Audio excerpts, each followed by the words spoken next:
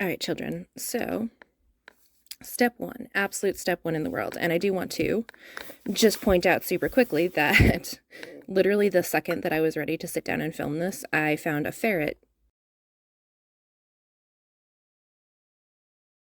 in my nicely, combed and readied wig. And so I had to go ahead and do all of that over again, but she's looking okay. She's still got some little tangles because I didn't do the whole process again, but here we are. Okay. I just wanted you to know, ferret life, it's real. Okay, so step absolute one is that you're always going to have better luck and you're just going to be going about this better if you have one of these little wig headmans. The reason for that is just that the hair isn't going to behave the same unless it's on a form that's relatively similar to a human head. Yeah, no further explanation for that. Just imagine taking hair off of a human head and trying to style it. It's just harder. You're not going to see what the final shape is. It's just facts. So what you want to do is go ahead, and there are a ton of these wig heads in the wig room. You could always put it on your roommate or put it on a friend if you want to for styling, just to do it that way. But it's easier to have something that, doesn't have to get up and go to the bathroom or, take a break or whatever. It's easier to just have one of these. There is an entire giant tote of them in the wig room. If anybody needs help finding the wig room, it's the exact same key that goes to the costume shop room. And there's about a bazillion of these. So you should have a pretty easy time. And then using these bad boys, these little hair pins, they go right into, you'll hear that little crack. And they want to go right all the way down. So you want to barely be able to see them there. And you might want to do a couple. Sorry, my camera now moves with me, which is kind of annoying. It's attached to my chest, and I feel both space age and also very weird. Okay, so here she is, and she's nice and pinned. And now when I can move the sides a little bit around if I want to, we can start to see how nice that lace is, how nice it's going to blend in with an actual skin tone instead of this actual dead white. We can move her around a little bit. I could stick another one in here if I wanted to. Bum, bum, bum, bum. Oh no, we're going to break things. We're going to break things. So if I didn't like that this is pulling over here, I could go ahead and stick another one over here to keep it down, but you can see that it's going to keep it pretty freaking sturdy. I'm putting a fair amount of pressure on that. It's not going to pull up. And so that's how we keep her sturdy throughout the time that we're working on her to make sure that our styling stays the same place. You want to make sure that the part is where it's supposed to be. The part could be to the side or to the center, so you might want to look at the back and find the center of the back to place it and make sure that it's lined up how the wig is supposed to be lined up on the head. If you're unsure about being able to tell if your wig is lined up how it's supposed to be, go ahead and shoot me a line, let me know, because that is a very easy thing to sort of look at and be unsure about. We can go over that if it's useful to anybody. But you want her nice and secured, all right? Da-da-da-da. And now I'm going to go ahead and move her around because I want to show you a couple things. So the first thing we're talking about is texturing. Texturing doesn't necessarily refer to adding texture. It could refer to straightening. It could refer to basically anything that is creating a deliberate base texture for the entire wig. An emphasis on the word base texture. So you might want to start with curls. You might want to start with waves. You might want to start with teasing. You might want to start with a lot of things. Or you might want to start with completely straight. Whichever one you start with is a base texture, and then things like finishing curls and details, you're going to add at the very end. So if we're going down here, and I want to show you, you can see here, see them cute little curls? Not what we want. Not what we wanted. We're going for straight. That's where that hot water didn't get in as much as we were hoping it would, and so when I washed it in hot water. So you can see the difference between the straightness that was affected by that hot water and the curls that just didn't get as much of it. Anything that you heat seal, heat set, is going to be pretty much set. It might not stay as precise and finished and sculpted looking, but it's pretty much going to stay there as texture until the next time you apply heat to it. So I'm going to go ahead and show you what happens with a synthetic wig if we try to just use it directly with a curler like we would on our regular human hair. So I'm just using like my little baby curler here because he was the one that was around. And if I were trying to just put a regular curl, and if I was like, oh, I just want to curl this piece of hair, he's pretty hot, gonna leave him for a second. So one, you are absolutely running the risk of melting it. I'm running the risk of melting this and having it stuck to my curler forever. So I will show you right now. We got a little bit of texture, right? We got like something happened there. Not really, right? If I had we've got like a little bit of sort of like, there's not a word for that. A slight texture, a slight non-deliberate looking texture. That's not what we want. And you're running the risk of melting your plastic synthetic because all this really is a plastic fiber. And you're also just not going to get a curl. You're not. It's never going to happen. So as you're processing in your brain, achieving a nice curl with just a hair curler on a synthetic wig, not going to happen. However, a regular ordinary hair curler is a decent tool, as we can see here, for straightening. So as I have these little strands left that I had wanted straight and I didn't straighten them enough with the hot water, because of the guard that presses it pretty flat, you could do it with a regular hair straightener too. I can get them nice and straight if that's what I want. That's a really, really easy way to straighten out anything that's kept a little bit of texture if what I wanted was dead straight. If my base texture that I wanted was perfectly straight all the way through. It might not be, right? I'm actually going into a curly texture for this particular look that I'm going for. Do be careful. If I touch this right after it's been in the curler, it will burn my fingers. I got a nice little burn on one of my fingers already from doing this earlier on a different wig for a client. You are, as per always, you're running the risk of actually melting your fibers. So you want to be careful. If you really, really wanted to, you could put something like a muslin or a cloth between. Just be aware of that risk. Anytime that you're applying heat directly to a synthetic wig, directly from something hot, directly into the wig. Just a risk you're running. It's always there. It's always present. That's just the case, the facts. I'm not going to keep talking about that. So good straightener, bad curler. Good straightener, bad curler for synthetic wigs. So she's fine. She's fine for what I need her to be. Oh, God's a curler. Okay, so how do you curl a synthetic wig? This is our life question right now. How are you going to go about doing this? All right, there's a few different options here to achieve curls on a synthetic wig. They're going to be slightly different than achieving curls on natural hair in some ways, but not in other ways. So some of them are pretty much exactly the same. So one, I'm going to separate out a little bit of hair, and let's say that your base texture is a curl of some kind, just a curl. Not being too specific, you could make it a finer curl, you could make it a broader curl, whatever you end up wanting it to be. But let's say the base that we want is a curl. So I'm going with a cold curler. This is literally, he's just a strip of foam with a little doodad, closes around the curl, keeps it in that shape as long as it takes to set. You could literally do this with, an alligator clamp and a stick that you find in the yard, like if you really had to. Anything that has a round domed shape and has an ability to clip close so that the hair stays in that exact position that you've put it in is going to help be fine for this. But we have a vast selection of hair rollers and actual tools for it in the shop and in the wig room, all of which you are welcome to. They are all the things that you being part of this class sort of entitles you to. So feel free to make use of those things. So I've just done that. Somebody let me know if you need a close-up on how to wind this, but basically all you're doing is starting at the tips, winding it all the way around the foam or the round piece that you're using, all the way up to the top. And then she's just there. And then you clip it however you want to clip it. Wig clips are very plentiful. When I do get back, which will be next week, Thursday at the latest, I will make sure that everybody has a solid tour of the wig room and everything like that.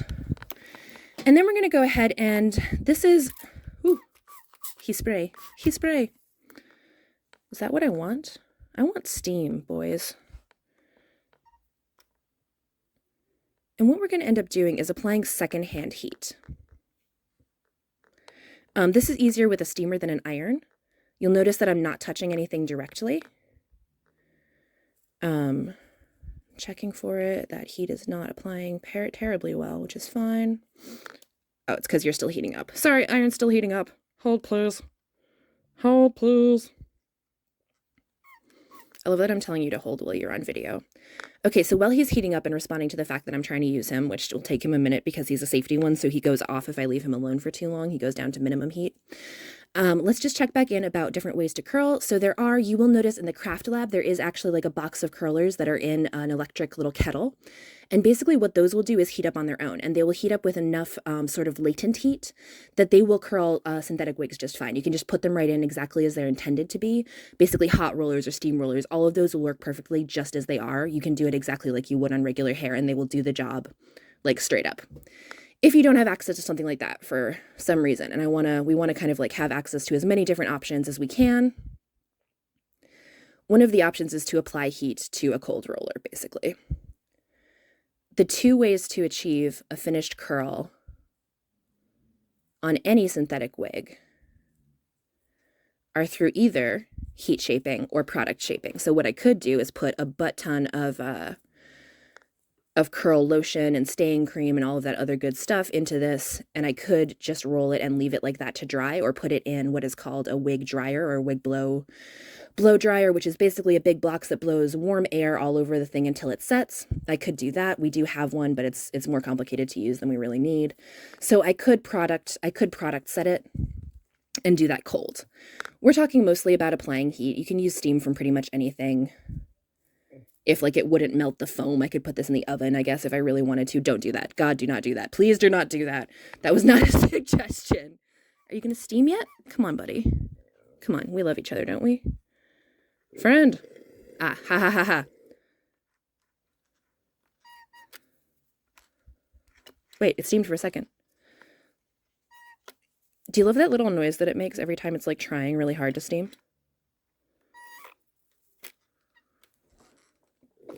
There we go. Okay. Ha ha ha. See that steam? Yes. So steam heat is the friend of all synthetic wig stylings. If steam, see how I'm not having to touch it directly at all? I'm just letting that heat get towards it, and I'm holding it a little bit underneath. Careful of your fingers at all times. Careful of your fingers, please. I'm letting the steam get into it, roll into it. One of the reasons I personally prefer to work with heat is it's more immediate.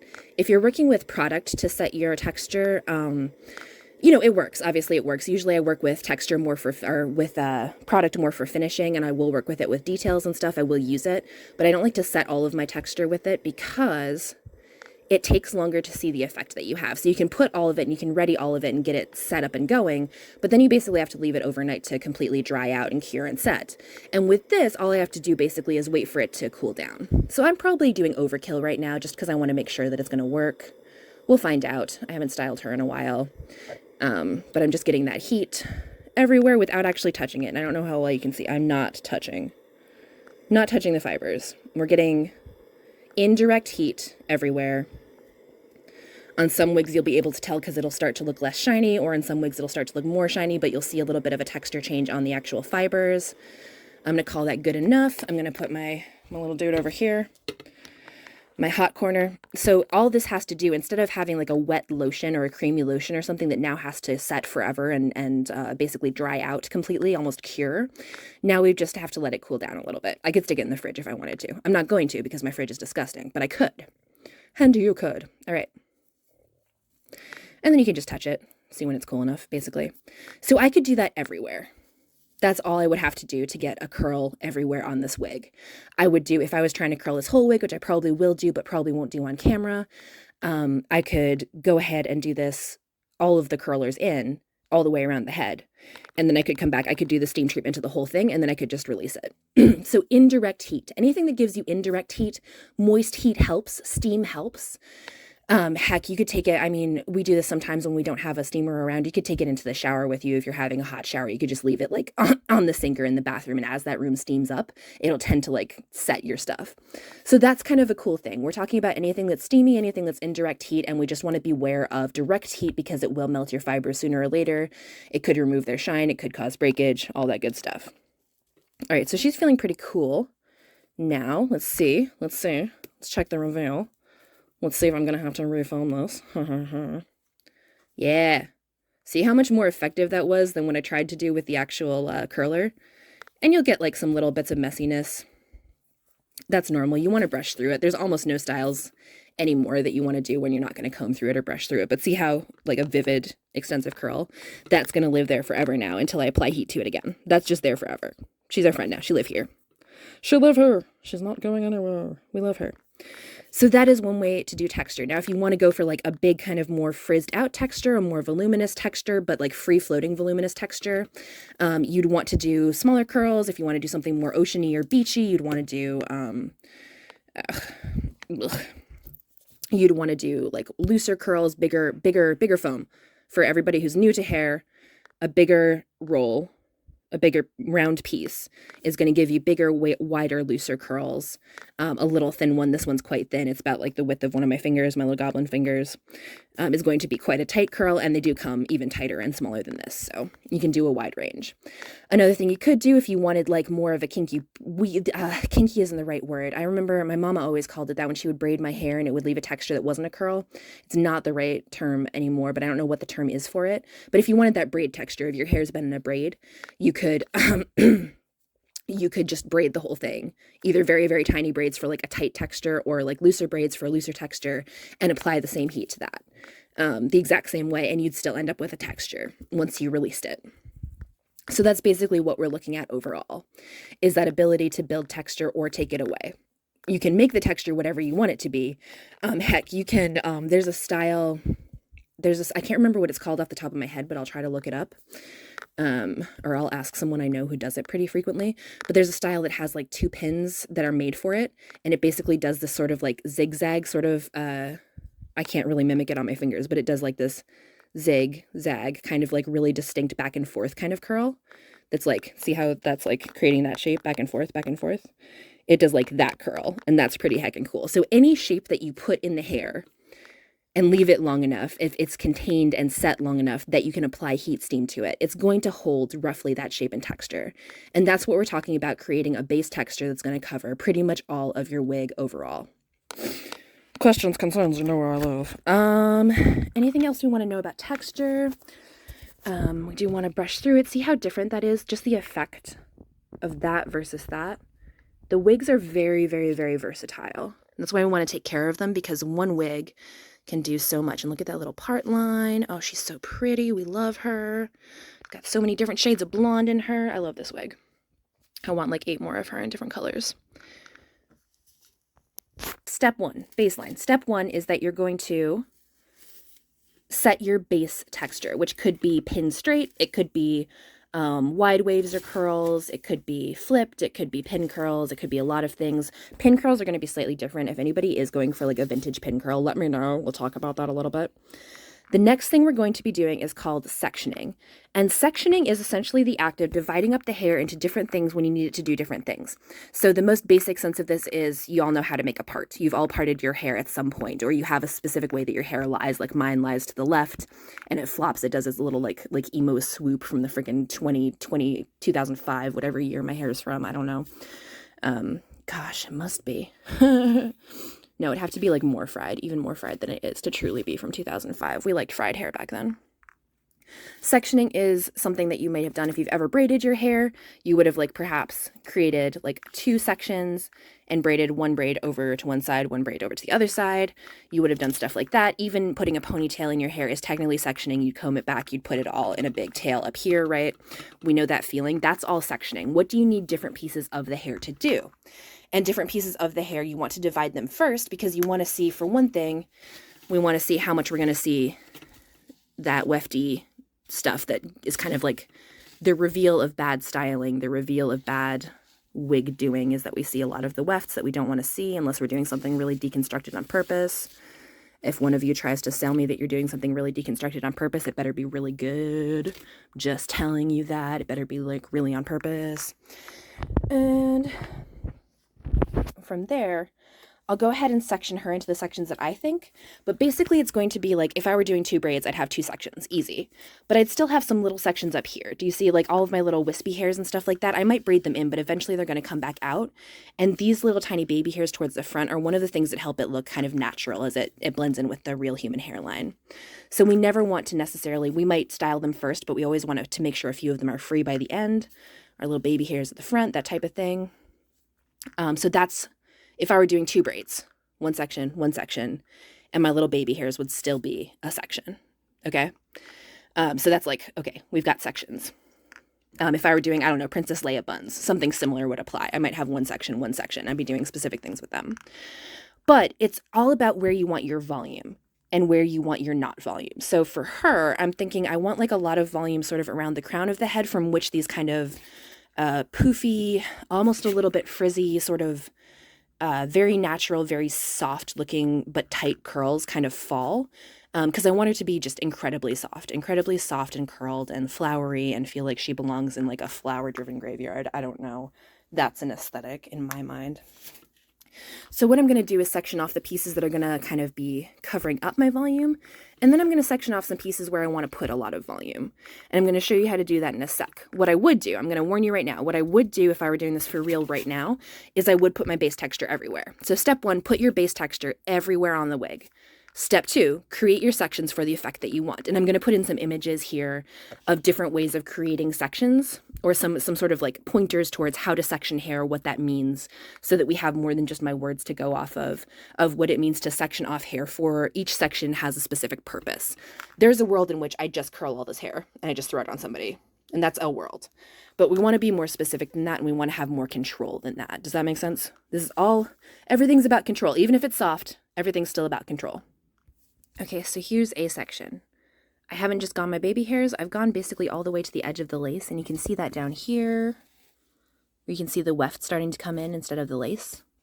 So I've sectioned off my front because I want that to be very soft, and then I want from the sides and a little bit from the top is where I want my big sort of voluminous texture to be coming from. And you can see down here, I combed through that a little bit, so it's starting to look even more, less like it was just curled and more like this hair came in that texture, which is kind of what we're going for. Remember to comb, not brush. Brush is going to create some nasty knots usually. So I've just created one section. I'm going to do the same thing on the other side. So now I would have 3 sections, front, which I know I just want to be curled, and then the whole back. And then I would go around creating some more sections of the back for what I actually want to create my texture with. Boom, here's my 2 front sections. Remember, she'll always look more awkward before she looks good. We always go through this phase of just kind of looking like a weird hair-tied alien of some kind. As you can see, I'm literally just tying them off with hair bands. You can do it with alligator clips. You can do it with whatever's handy. You can do it with binder clips if you really wanted to, but hair ties are fine and don't leave any marks. Just a reminder that I would, if I were doing this for real right now, and I'm only doing steps, I would have put this texture that I want everywhere. I would have already put it everywhere. Okay, so I'd be navigating curls, not just the straightness, but we're doing this because I think it's a little easier to see. All right, and now she looks even weirder. I have gathered up a bunch of the hair from the sides to the front, and the top to the front, and the other side to the front. So that any time that you are adding volume to a wig, you want to leave enough hair out of that volume, at least a layer of hair out of that volume, at least 1 weft's worth, that is going to cover up your volume work. Because what we're going to do is we're either going to add things, solid things that the hair will go over back here, or we would be teasing or doing other volume techniques that I'm about to go into. And this is, all of this extra is basically going to act as a cover up for anything that we're hiding in here to create extra space, extra lift, extra volume. Now, I do just want to put out the disclaimer, if some of this feels really like intuitive to you and really obvious, just remember that we don't know for sure what levels everybody's at. So we want to make sure that we're stating the obvious as well as the not obvious. So get at me if you need something more advanced and challenging, but also get at me if you need something that's like a kind of a basic step that I skipped over. Let me know if you need that explained in more detail, because I didn't leave it out because it's a dumb question. I left it out because I'm trying to hit everything, but I am going to leave stuff out. I grew up with very long hair. There's going to be things that seem kind of intuitive to me just because of having lived with long hair most of my life that might not be to you. So there's no such thing as a stupid question, remember. Okay, so methods for... So now we've looked at sectioning, and I could section it even further if I wanted to section these off into smaller pieces, if I wanted to do like some little buns back here, I could section it even further. Do your sectioning first because that's going to help you with the entire rest of the process. Now, we're going to dive into creating volume. Two major methods that we're going to talk about creating volume, which doesn't mean there aren't others. One is to put an actual item in here. So what that would mean, and you saw me take these out of this hairstyling before, usually we choose something lightweight, such as a foam roller or a foam pad that's made specifically for this purpose, or we cut out a piece of foam for it. Batting, like the soft stuff that's inside of quilts, that's a really common one too that works really well. If you want to shape it yourself, that's an easy way to do it.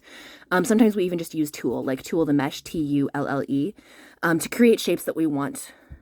Basically, it's the art of inserting a separate thing into the hair, and then now you can see I have all this extra sectioned off because it's going to go over that and it's going to give it a chance to hide. So step one would be deciding where I want my most volume to be, And this is usually when we insert something separate, this is usually when we want a very controlled style. We want a lot of volume in a very, very specific place, and it wants to have a very specific shape. So I would attach him here. Step 1 is to decide where you want it. Step 2 is to make sure that it is in there. And then step 3 would be to comb the hair over it and make sure that it covers. So here he is standing alone, and you can see I've stuck the pin in, and I've gone through a couple times, kind of like we would with a straight pin in fabric. I've gone through, down, under, and back through. So he comes out all the way over here. This is going to stay. And especially once I start to comb the hair back over it, and once I start to put product in the hair and spray in the hair to make sure that it stays hard and stays like really firmly in there, he's going to be our friend. He's doing fine. I can grab it. It's not wiggly. He's in there. The catch that I want you to pay attention to. It is really hard to do this pin work and not accidentally get the mannequin face. Remember, there's foam under here too. Your entire head is foam under here, which means it's really hard to not accidentally like pin this to the foam, which doesn't help when you remove the wig to try to wear it. So make sure you're only getting the wig itself, the wig fibers, the wig weft, hair, and you always want, when you're putting in your structure items, you always want to make sure you are getting the under netting, this stuff, all the way in here. Not just the hair, but all the way in here, the structure. And then coming back out. You don't want to leave anything sharp pointing towards the scalp, so this always wants to be pointing outwards or upwards. It doesn't want to be pointing in towards the head of the person who would have to wear it. And you want to make sure that you're going through the actual structure of the wig, but not through the mannequin head. At least one of you, here's my prediction for this project, at least one of you is going to accidentally pin your whole thing to the mannequin head and have trouble getting it back off. Not the pins that are supposed to be there, but the pins that are supposed to be holding stuff on. And you're going to be very sad. It's kind of like accidentally stitching something to your pants because you were sewing in your lap. It happens.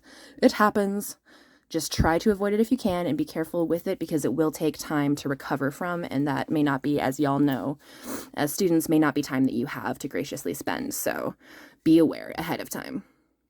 So if I were now to release this, I'm not going to because this is not the style of volume that I want. I don't want something that controlled, but what I would do is release this, let it fall over here, and I would make sure that it's enough to cover up that pink, right?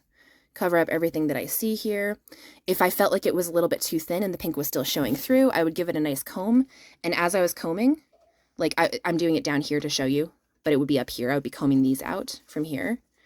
I would comb and I would apply spray, and I would comb and I would apply spray, and that'll add some thickness and definition. So I'd be doing that over here, and it would slowly thicken up, and I would do slow layers to make sure, like I would do one layer of a little bit of this over, and it wouldn't quite cover, but I'd spray it to hex so that it would stay right there. And then I would do another little layer of what I have over there and more to make sure that I'm covering up all of the areas of the pink. So you're kind of doing like a stretch spray, making sure it's getting over all of the volume that you've added. So this is the style of adding a separate piece into our wig. It's one way to do it. It's a great way to do it. It works. It's just not what I want for this because I don't want that much structure. I want kind of loose flowing, voluminous volume. Free flowing. She's a free spirit. I don't know what I'm talking about. I do, about wigs, but not any of the rest of the time. So I'm going to take this out, and now we've seen this, I'm going to probably, somewhere in here, I will insert some clips. You can see my ferret got me earlier. Sorry about that. I will insert some clips and pictures and other stuff of sort of examples of sectioning and examples of what it can look like to have your structure element showing, your structure, to add a structure element that is separate from the wig itself. All of these good things, you can absolutely do it. If you wanted to do something like Brechtian and deconstructed, there's some options for that too. Just make sure you mean it. Don't just try to don't do a bad job and then try to pass it off for that, because I will cry. Please don't do that to me. Please don't do it. Okay, so we're going to talk about a style of volume creation that doesn't involve adding something else in except product. So if you have ever teased hair before, we're looking at the back of the wig right now to orient you. If you've ever teased hair in your life, you're probably fine. You probably don't need to watch this. You might want to watch it anyway, but it's really up to you. We're talking about teasing. So we're going to take that same area where we don't need anybody to ever look. Nobody's going to look inside the wig, but us, remember. But teasing hair is an option to kind of create some volume within the hair itself. So I'm going to go in my spray. Oh, my spray does not love me. What? Ha ha ha ha ha ha. I would have cried if this hairspray just suddenly didn't work. So we get the product in, and then we comb backwards. And this is actually easier after you've curled it, so doing it with straight on a wig. But basically we're creating the tangles, and the further down you go, the more tangle you're going to get at the top. Do you see how I just did that? Ew. We don't love that. We don't love it unless we're trying to create texture and volume within the wig without adding extra in. This can be like kind of quick and dirty. It's also a good technique if you're ever trying to make someone look very, very like rugged or kind of like, I guess, unstyled. Teasing is good for making something look unstyled if you leave it on the outside. But when we leave it on the inside of a wig, when we cover it up later, you can see, or I hope you can see from these different angles, this is so much more volume than the same strand of hair just lying flat. So the more you tease your underlayers, the more volume we're going to end up getting once we comb over our top sections to conceal it.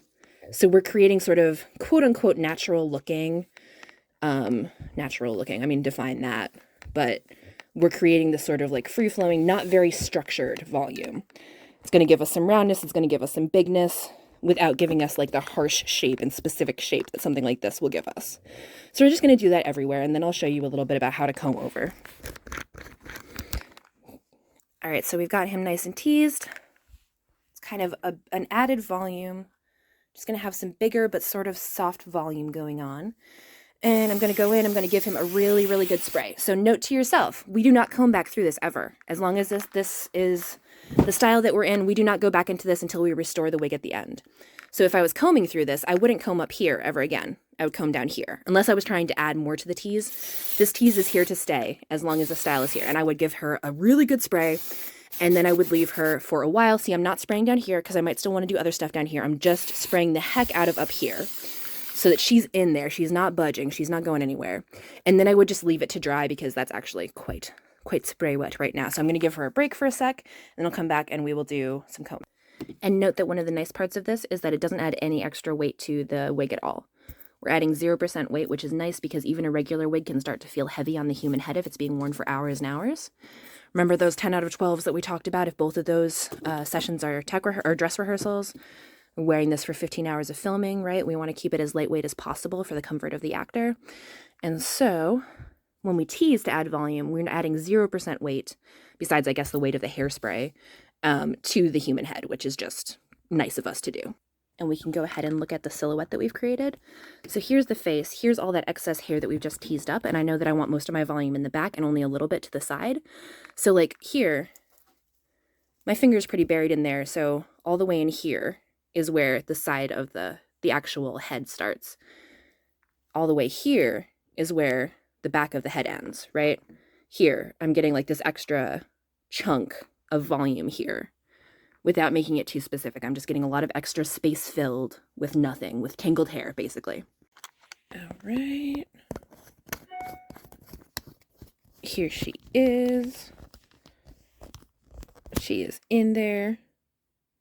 That is some solid tease and spray. She's still a little damp in some areas, but we're okay. So now what we're going to do is we're going to release this section that is basically the comb over, the cover section. If you've ever heard of a comb over, which is a technique of growing some hairs long to cover like a bald spot, and you comb it really carefully and use product to keep it in place over the area that has less hair. We're kind of doing that. What I'm going to do, this whole area that I've done this for, that I've reserved to cover this, put it over the face. So we're looking at her like this. We want that thrown forward. And we're going to take little bits of it at a time. We're not going to grab the whole hunk of hair that I've reserved for this. And sometimes, like, I could have combed this better, but she's fine. So what we're going to do is similar to what we did before, which is I'm going to spray, give it a good spray, and then I'm going to comb, but I'm going to keep her straight. I'm not teasing this layer. Comb, comb, comb. And then kind of spread. Do a comb and spread.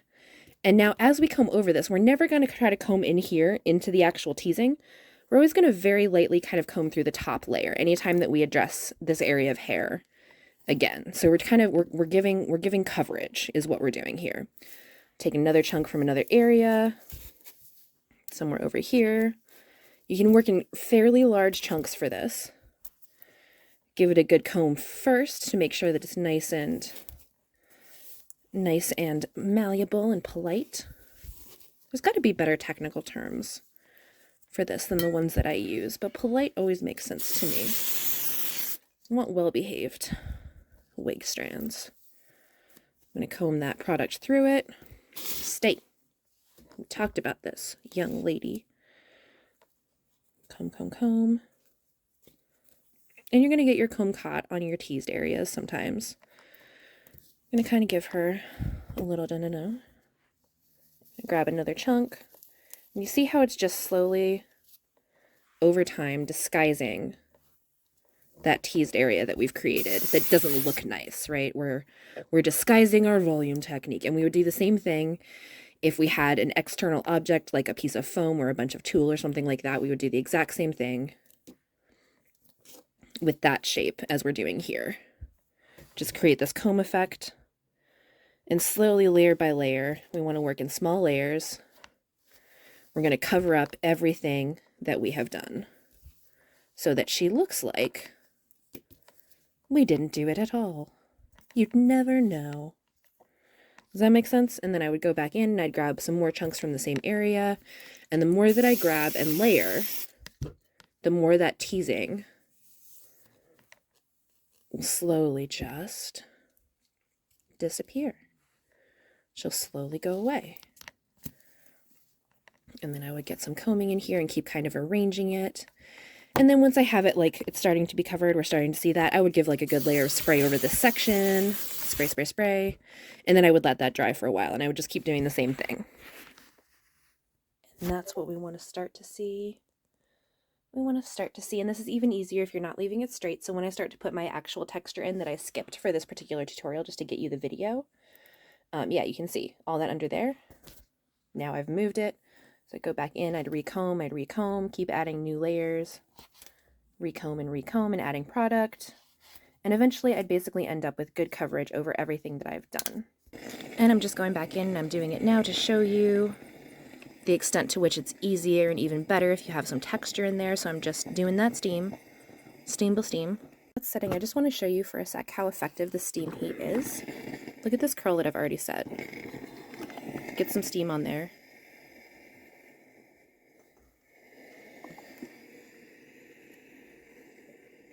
And you can just see it relax and start to relax. Look what that curl is now.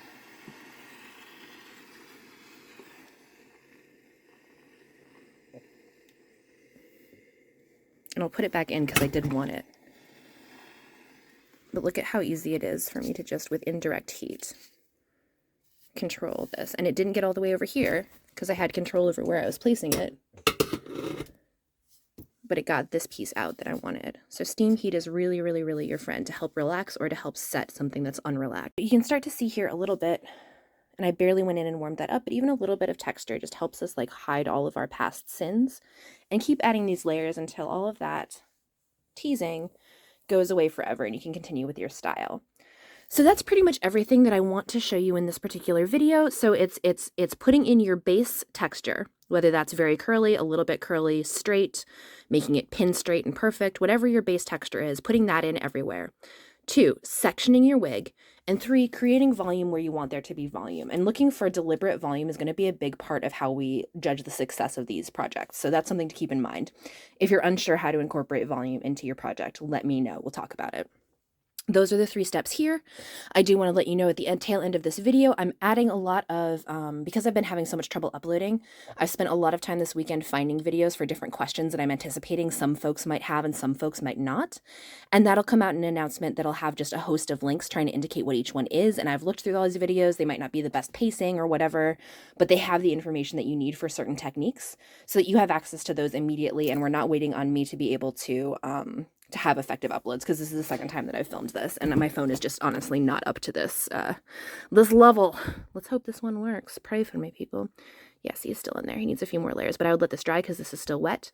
Then I would go in and comb it out a little bit more, and then I would do another layer and keep layering. All right, you don't want to try to do it all in one go. You really want to give it some time to rest between times that you tackle it, because you do want your product to dry. You can use a hairdryer to speed it up if you want to. You can heat set with a hairdryer. It's just not as effective as steam. So you technically can do it. It's just not going to get that hot. It's not going to get as hot as easily. So it's not going to be as effective, but technically you could probably make it work. Another thing you can do is like spray down with water, spray the fibers down with water, and then like wrap your curler or your straightener in a rag or something, like a thin piece of fabric, so it's not direct heat, and then go at it. You can do that too. That basically creates steam during the process. There's a lot of different ways to tackle it. So you feel free to get creative. Be mindful of melting things, be mindful of destroying things. And also, it's sculpture, right? At the end of the day, it's like sculpture with fibers. How freaking cool is that? So have fun with it. Mess around with it. There's nothing, wig styling is so much about ingenuity and creativity that I can give you materials and tools all day. What it's going to come down to is looking at it for yourself, deciding if it's doing what you want, and then either figuring out a way to get it to do what you want based on the tools you have, or if you can't, ask me. It could be that the wig's not good for the specific thing you're going for. It could be a lot of things, but there might be a really simple solution. So it's all about you using your creativity and your ideas to kind of make it happen. And I can't wait. I genuinely can't wait to see what y'all come up with, because this is sort of a more low-key, like, get creative with it kind of project. So give me something to be excited about. I can't wait.